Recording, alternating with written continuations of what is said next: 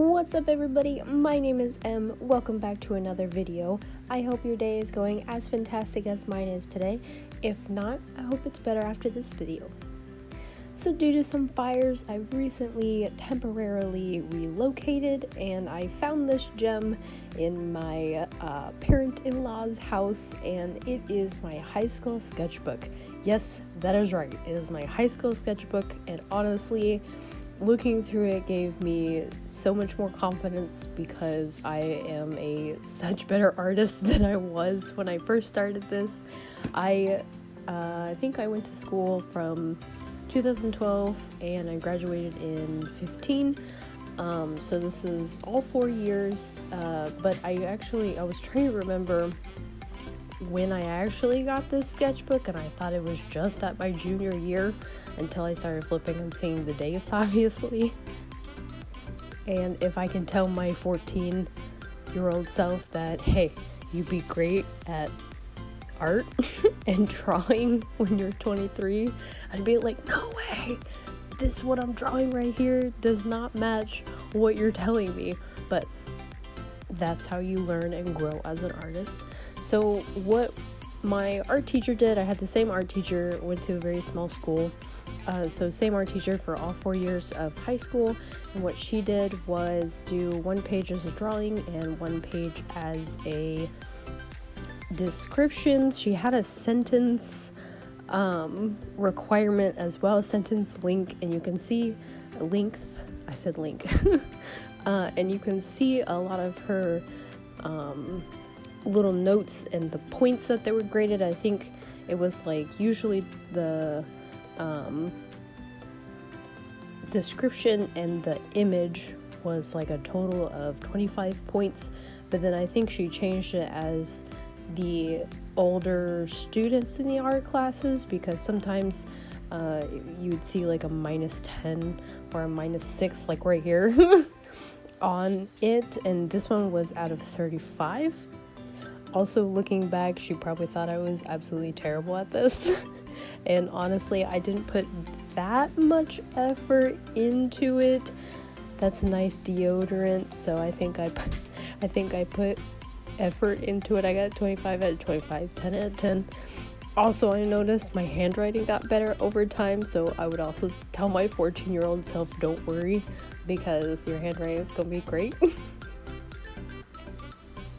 I also realized too that the more further you get into the sketchbook, obviously the better I get, but I also started exploring different mediums. Mainly, I think actually my first 2 years of art class, she had a requirement, don't quote me on that, but maybe she had a requirement where you could only use pencil.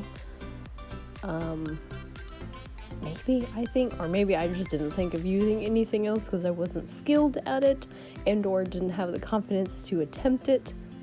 But there are some gems in here that I really, really like, and you can see it's the start of me really discovering pen and ink. And it wasn't even like fine liners at first, it was like regular straight big pens, like straight up big pens, and lighting and shading. I did paint for a while, and I did consider myself more of a skilled acrylic painter at the time, especially during high school, but I did make the transition in 2017 to really focus on pen and ink, because I had special people in my life tell me that I'm really good at it and I should probably trade. It wasn't like a, you should do this and you're terrible at that and you think you're good at that. It was nothing like that. I took it to heart and I was like, you know what, you're right. And so this is where we are today. I really like this one. I can't believe it's from 2013. And I remember I was really proud of this one when I turned it in, because when you come into art class, you'd walk over to her desk and she'd have all of these pile of sketchbooks for that day's art class, and she would grade them as we would do art in art class through like the 50, I think we have 50-minute classes. The last one, I had some pen and ink in there as well. Also, her prompts change over time from freshman to senior year of high school. I know we had pre-prompt lists given to us at the beginning of the year. This is one of my absolute favorite ones, by the way. I think it reminds me of the stone angels you'd see on Doctor Who. I think it was with the 10th Doctor Tennant. I remember I was really proud of this one too. I was like, oh my god, this is so great. I wish I could draw like this all the time. But the prompts, sometimes she'd give us like a free draw prompt. And sometimes she'd give us like, I know one year I had a wheel and the spinner like would land on random words, like completely random words. I was really proud of this one too. But so we'd spin the spinner 3 times and it'd like land on words, and I think that's when about right here. So yeah. And I always tried to try my best to figure out what to draw with these types of words as well. Like fusion, symmetry, and compression are really hard words to find out how to draw something out of specifically. Some of them I think are really cringy. Like this one reminds me for some reason of like Kyle XY, if anybody remembers that TV show. And I think this one I was really kind of peeved about because I was like, yeah, I didn't write a sentence, but I never really did a good job, but whatever.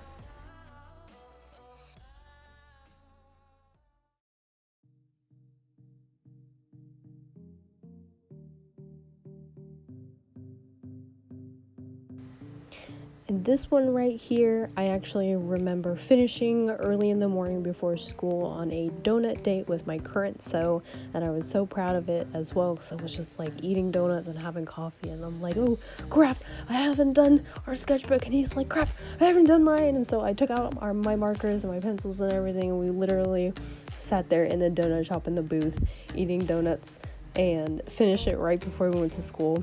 I was so proud of this one and my snail. This is actually like what kind of started me on doing more skulls. I know I'm like self-proclaimed skull queen over here, but I've had a fascination with them for a while.